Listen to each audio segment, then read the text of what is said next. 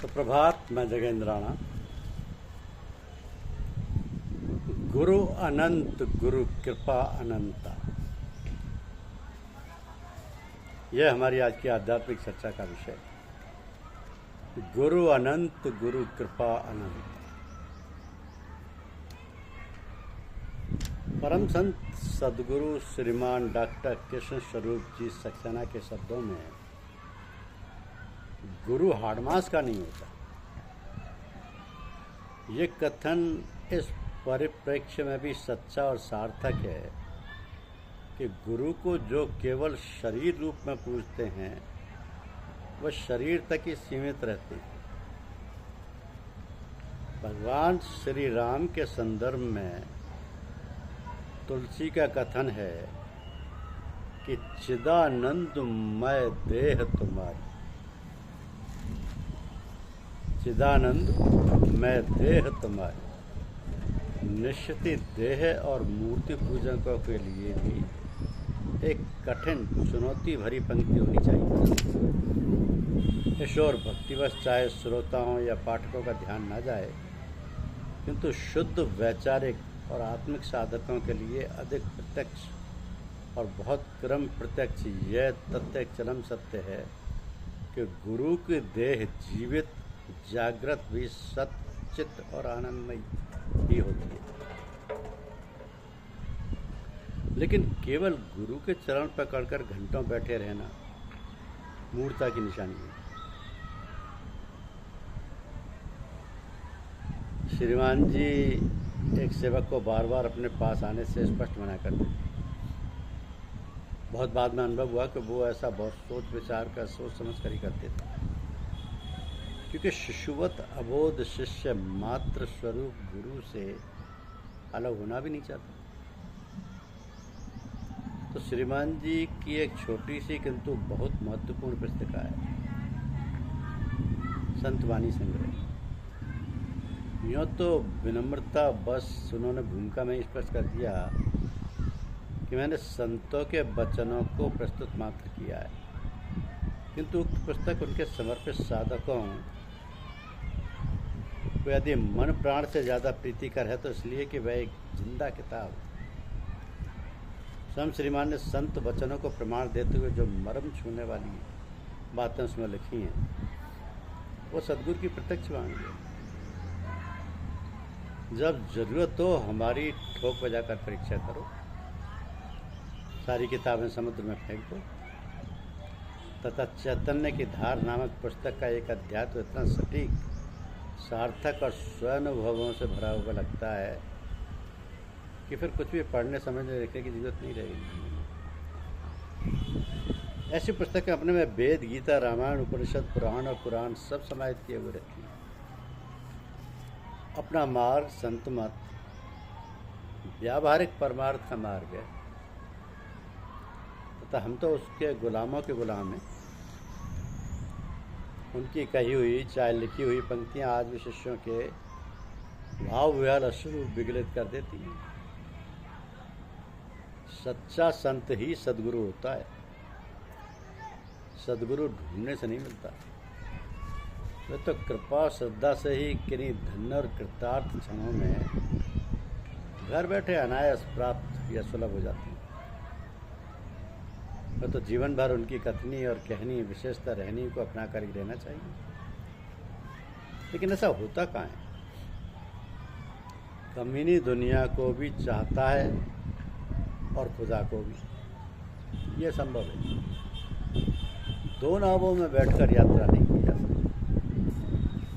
इसे तुलसी का निरा हठ ना समझें कि वे वृंदावन के राधा कृष्ण मंदिर में अपने इष्ट का स्मरण करते हुए बरबस के उठते हैं कि तुलसी मस्तक तब नभे धनुष बाण लोहार।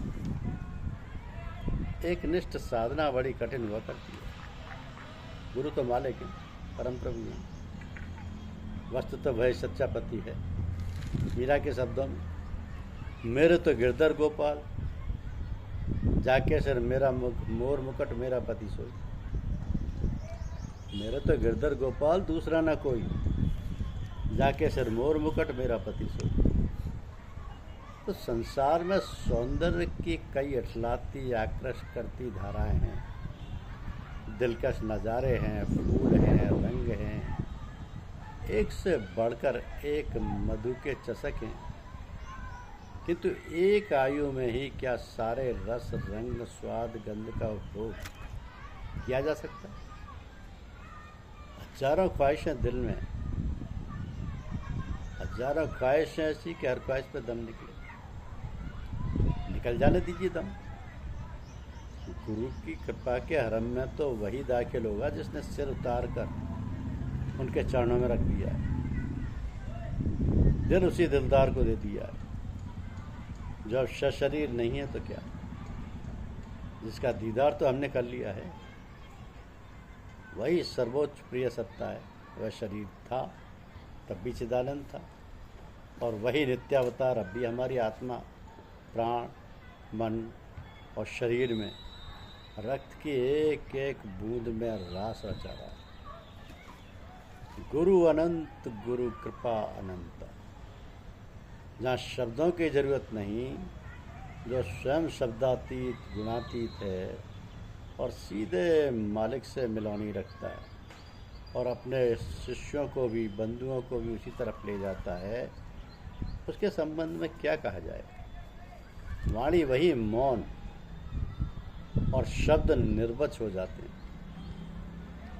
और सबसे भली तो सहज समाधि ही है।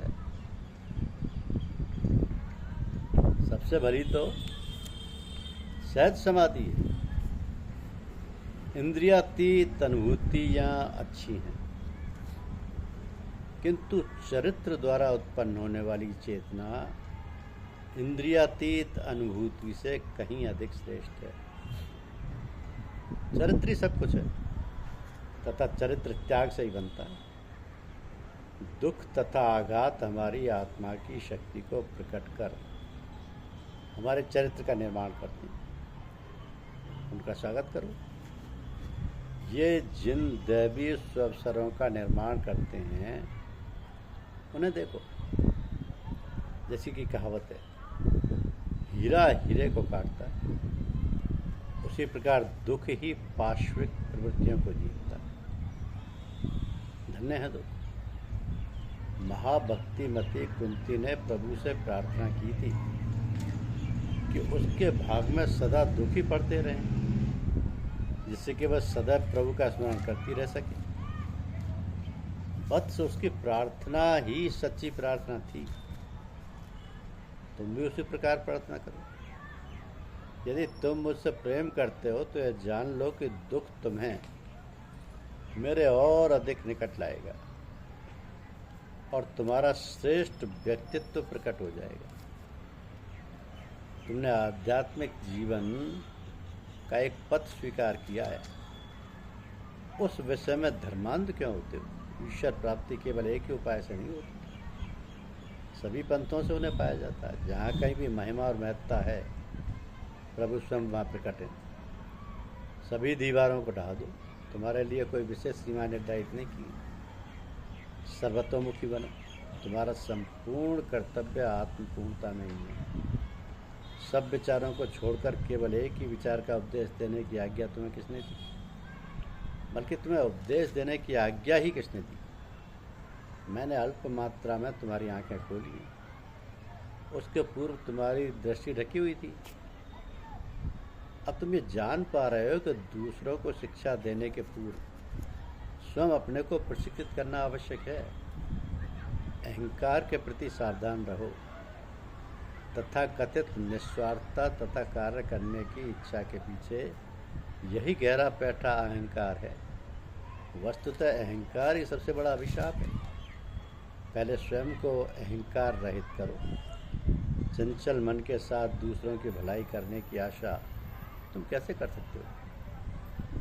सर्वप्रथम आवश्यक वस्तु है एकाग्रता। तुम्हारी ऊपरी चेतना उतनी ही स्वेच्छाचारी और अप्रशिक्षित है जितना कि एक उद्दंड बालक। तो आवश्यक यह है कि तुम अपनी गहराई को, अपने सच्चे स्वरूप को ऊपरी सतह पर लाओ। एक क्षण देवता होना तथा दूसरे क्षण वासनाओं का दास हो जाना नहीं चलेगा। जैसा कि बार बार कहा कि चरित्र ही दर्शन की कसौटी है।